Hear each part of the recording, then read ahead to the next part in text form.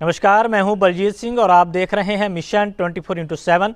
Bulletin की शुरुआत करेंगे हेडलाइन से और उसके बाद आपको दिखाएंगे दिन भर की सभी छोटी बड़ी खबरें फटाफट अंदाज में। तो आइए सबसे पहले नजर डालते हैं हेडलाइंस पर। खुटार में घने कोहरे के चलते हुआ दर्दनाक सड़क हादसा। स्कूटी से स्कूल जा रहे दो सगे भाइयों को स्कूली बस ने मारी टक्कर। हादसे में दोनों सगे भाइयों की हुई दर्दनाक मौत। परिवार में मचा कोहराम। मुख्यमंत्री के आदेशों की उड़ाई जा रही धज्जियां। महिलाओं की सुरक्षा के लिए बनाया गया पिंक बूथ पड़ा सूना। पिंक बूथ पर नहीं की जा रही महिला आरक्षियों की तैनाती। तिलहर नगर के बाईपास चौराहे पर बना पिंक बूथ साबित हो रहा सफेद हाथी। यूपीएसटीएफ और एसओजी ने अंतर्राष्ट्रीय चरस तस्करी का किया बड़ा खुलासा। दोनों टीमों ने 3 नेपाली तस्करों को किया गिरफ्तार। 2 करोड़ 80 लाख रुपए की चरस हुई बरामद। सिंधौली थाना क्षेत्र में युवक की संदिग्ध परिस्थितियों में हुई मौत। मृतक युवक की पत्नी का आरोप, बिजली विभाग के कर्मचारियों ने 61,000 रुपए का बनाया बिल ना जमा करने पर जेल भेजने की दी गई धमकी। धमकाने के बाद युवक ने जहर खाकर की आत्महत्या। और शाहजहांपुर में घने कोहरे से छाया अंधेरा। कम विजिबिलिटी से वाहनों की रफ्तार थमी। तापमान में भी गिरावट की गई दर्ज। आग का सहारा लेते दिखे लोग। तो ये तो थी अब तक की हेडलाइंस और अब आपको दिखाएंगे दिन भर की सभी छोटी बड़ी खबरें फटाफट अंदाज में। शाहजहांपुर में घने कोहरे के चलते एक बड़ा हादसा हो गया। यहां स्कूटी से स्कूल जा रहे 2 सगे भाइयों को एक स्कूल बस ने टक्कर मार दी। हादसे में स्कूटी सवार दोनों सगे भाइयों की दर्दनाक मौत हो गई। घटना थाना खुटार क्षेत्र के बंडा रोड की है।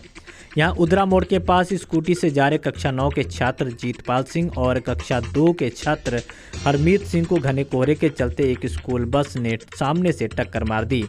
टक्कर लगने के बाद स्कूटी सवार दोनों भाई उछलकर दूर जा गिरे, जिससे उनकी मौके पर ही दर्दनाक मौत हो गई। घटना के बाद बस ड्राइवर मौके से फरार हो गया। 2 भाइयों की मौत के बाद परिवार में कोहराम मचा हुआ है।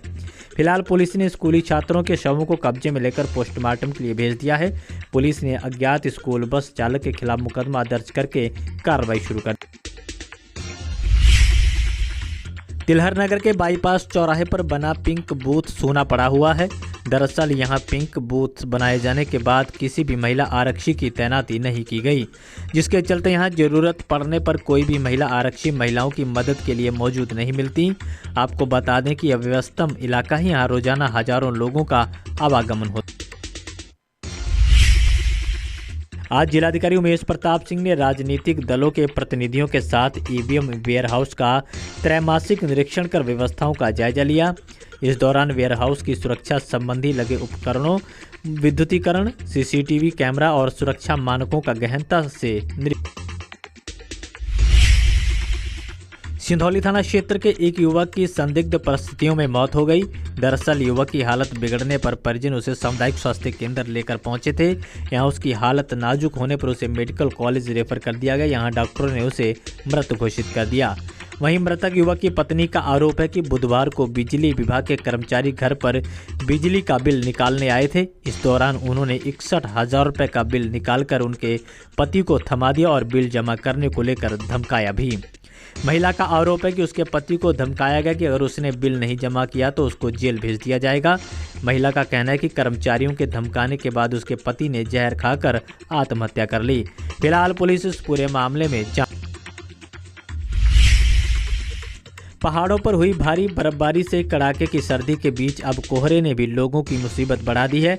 आलम यह है कि घने कोहरे के चलते शाहजहांपुर में भी विजिबिलिटी बेहद कम हो गई, जिसके चलते सड़कों और हाईवे पर वाहनों की रफ्तार थम गई।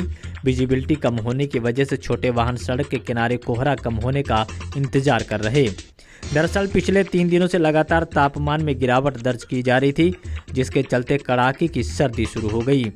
आज सुबह घने कोहरे ने भी लोगों की मुसीबत बढ़ा दी। सड़कों और हाईवे पर घना कोहरा छाया हुआ था, जिसके चलते विजिबिलिटी बेहद कम हो गई। सड़क पर चल रहे वाहन दिन में वाहनों की लाइट जलाकर धीरे धीरे रेंग रहे थे। दुर्घटना से बचने के लिए ई रिक्शा चालक और दूसरे छोटे वाहन सड़क के किनारे कोहरा कम होने का इंतजार कर रहे थे और ठंड से बचने के लिए आग का सहारा ले रहे। कोविड-19 कर्मचारी संघ शाहजहांपुर उत्तर प्रदेश ने मुख्यमंत्री को संबोधित ज्ञापन जिला प्रशासन को सौंपा। इस दौरान कोविड-19 कर्मचारियों का राष्ट्रीय स्वास्थ्य मिशन के अंतर्गत समायोजन कराए जाने की मांग की गई है कि कोविड-19 महामारी के दौरान डाटा एंट्री ऑपरेटर, चिकित्सक, staff nurse, lab technician, ventilator operator, oxygen plant technician, NMS OT technician, ward boy और स्वीपर की नियुक्ति कोविड महामारी के दौरान राष्ट्रीय स्वास्थ्य मिशन के तहत की गई थी। सभी कर्मचारियों ने कोविड महामारी के दौरान अपनी और अपने परिवार की परवाह किए बगैर संक्रमित मरीजों का उपचार भी किया था। मांग की गई है कि कुछ जिलों के मेडिकल कॉलेज, ट्रामा सेंटर और सीएससी केंद्र में खाली पड़े पदों पर इन कर्मचारियों का समायोजन किया। तिलहर थाना क्षेत्र के रुद्रपुर गांव के दिव्यांशु आर्य की मौत के बाद भाजपा विधायक सोलोना कुशवाहा पीड़ित परिवार से मिलने पहुंची। इस मौके पर पूर्व विधायक रोशनलाल वर्मा, भारतीय कृषि दल के राष्ट्रीय महासचिव प्रमोद सिंह यादव ने पीड़ित परिवार से मुलाकात कर ढांढस बंधाया और हर संभव मदद का भरोसा दिया। निगोही थाना क्षेत्र के कबीरपुर गांव में गर्भवती महिला की संदिग्ध परिस्थितियों में मौत हो गई।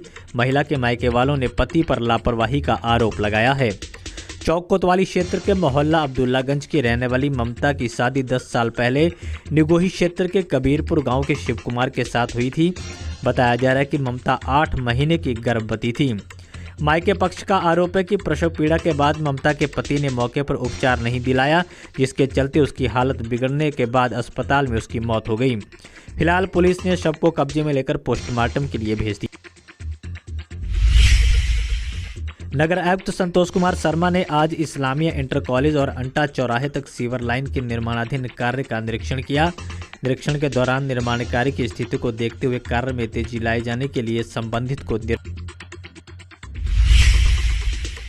भाजपा युवा मोर्चा के कार्यकर्ता आज खिरनीबाग चौराहा पहुंचे और कांग्रेस पार्टी और राहुल गांधी के खिलाफ जमकर नारेबाजी करते हुए प्रदर्शन किया। इस दौरान राहुल गांधी का पुतला भी फूंका गया।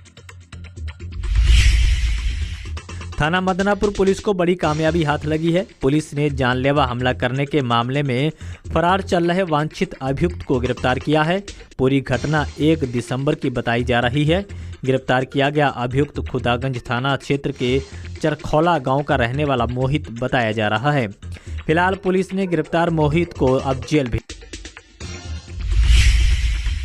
भारतीय किसान यूनियन टिकैत ने किसानों की तमाम समस्याओं को लेकर आज धरना प्रदर्शन किया। इस दौरान जिला प्रशासन को ज्ञापन सौंपकर आवारा पशुओं को पकड़वाने की मांग की गई है। किसान यूनियन का कहना है कि आवारा पशु सिर्फ कागजों में ही पकड़े जा रहे हैं, वास्तव में पशु किसानों की फसलों को बर्बाद कर रहे हैं। सामुदायिक स्वास्थ्य केंद्र जलालाबाद में आज अग्निशमन प्रभारी ने निरीक्षण किया। इस दौरान अस्पताल में कई उपकरण बेकार पाए गए। महिला वार्ड से लेकर सर्जिकल वार्ड तक का निरीक्षण किया गया। पर्याप्त मात्रा में उपकरण नहीं पाए गए। खास बात यह है कि यहाँ इन उपकरणों को चलाने के लिए कोई भी व्यक्ति मौजूद नहीं था। ऐसे में सवाल खड़ा हो रहा है कि अगर अस्पताल परिसर में आग लगने की घटना हो जाए तो व्यवस्थाएं राम भरोसे। कल गांधी भवन में 12 बजे शताब्दी समारोह और गीता जयंती समारोह का आयोजन होगा, जिसकी अध्यक्षता अखिल भारतीय यादव महासभा के अध्यक्ष अरुण कुमार यादव करेंगे। कार्यक्रम में मुख्य अतिथि के तौर पर उत्तर प्रदेश के वित्त मंत्री सुरेश कुमार खन्ना शामिल होंगे। मुख्य रूप से कार्यक्रम में गीता के उपदेशों पर प्रकाश डाला जाएगा। साथ ही यादव समाज का नाम रोशन करने वाले लोगों को भी सम्मानित किया जाएगा। ये जानकारी पूर्व जिला पंचायत अध्यक्ष वीरेंद्र पाल सिंह यादव ने दी है। उन्होंने बड़ी संख्या में यादव समाज समेत सभी वर्ग के लोगों को आमंत्रित किया है। शाहजहांपुर में यूपीएसटीएफ और एसओजी ने अंतर्राष्ट्रीय चरस तस्करी का बड़ा खुलासा किया है। दोनों टीमों ने नेपाली तस्करों से 2 करोड़ 80 लाख रुपए की कीमत की चरस बरामद की है। दरअसल यूपीएसटीएफ को इनपुट मिला था कि नेपाल के रास्ते चरस की बड़ी खेप यूपी होते हुए हरियाणा और शामली जाने वाली है। इसके बाद एसटीएफ ने सर्विलांस के जरिए तस्करों का पता लगाना शुरू कर दिया। यूपी एसटीएफ को शाहजहांपुर में तीनों तस्करों की लोकेशन मिली, जिसके बाद एसटीएफ और एसओजी की संयुक्त टीम ने थाना रौजा क्षेत्र में स्टेट हाईवे पर एक सेंट्रो कार को बैरियर लगाकर पकड़ा। सेंट्रो कार में नेपाल के रहने वाले राम धीरज ठाकुर, लवराज शर्मा और एक महिला संयोग कुमारी गिरफ्तार की गई। तलाशी लेने पर कार से 28 किलो चरस बरामद हुई, जिसकी अंतर्राष्ट्रीय बाजार में कीमत 2 करोड़ 80 लाख रुपए आंकी गई है। जलालाबाद के मनिहार देहना गांव की महिला ने उपजिलाधिकारी को शिकायत देकर दबंग पर जमीन कब्जाने का आरोप लगाया है। महिला उषा ने उपजिलाधिकारी को शिकायत देते हुए बताया कि पूर्व प्रधान ने खलिहान की जमीन पर अवैध तरीके से मकान बना लिया है। वहीं सरकारी गल्ले की दुकान भी संचालित की जाती है। महिला ने मांग की है कि इस पूरे मामले में जांच कराकर जमीन को कब्जा मुक्त कराया जाए। शाहजहांपुर पुलिस ने तस्करी के लिए ले जाई जा रही अंग्रेजी शराब की बड़ी तस्करी पकड़ी है। पुलिस ने 60 लाख रुपए कीमत की हरियाणा मार्क का अंग्रेजी शराब बरामद की है। दरअसल एसओजी को मुखबिर से सूचना मिली थी कि नेशनल हाईवे 24 से शराब की तस्करी की बड़ी खेप निकलने वाली है। इसके बाद एसओजी ने सर्विलांस टीम और थाना रामचंद्र मिशन पुलिस की मदद से एक ट्रक की घेराबंदी की। ट्रक की तलाशी लेने पर जूट के बोरों के नीचे छिपी 580 शराब की पेटियां बरामद हुई, जिनकी कीमत 60 लाख रुपए की गई है। पुलिस ने मनीष नाम के एक तस्कर को भी गिरफ्तार किया है, जो खुद ट्रक चलाकर ले जा रहा था। पूछताछ में पता चला है कि शराब को हरियाणा से बिहार बॉर्डर तक ले जाना था, जिसके बाद उसे 15,000 रुपये मिलने थे, लेकिन इससे पहले ही शराब तस्कर पुलिस के हत्थे चढ़ गया। फिलहाल पुलिस पूरे नेटवर्क का पता लगाने में जुटी हुई है। जलालाबाद के बजेड़ा महुआ डांडी में दावत खाकर लौट रहे ग्रामीण के साथ दबंग द्वारा मारपीट किए जाने का आरोप लगा है। आरोप ये भी है कि दबंग ने 18,000 रुपये भी छीन लिए। पीड़ित पृथ्वीराज ने पुलिस को शिकायत देकर बताया कि पास के ही गांव दावत खाने गया था। वापस लौटते समय कुछ दबंगों ने उसे मारपीट कर नकदी छीन ली।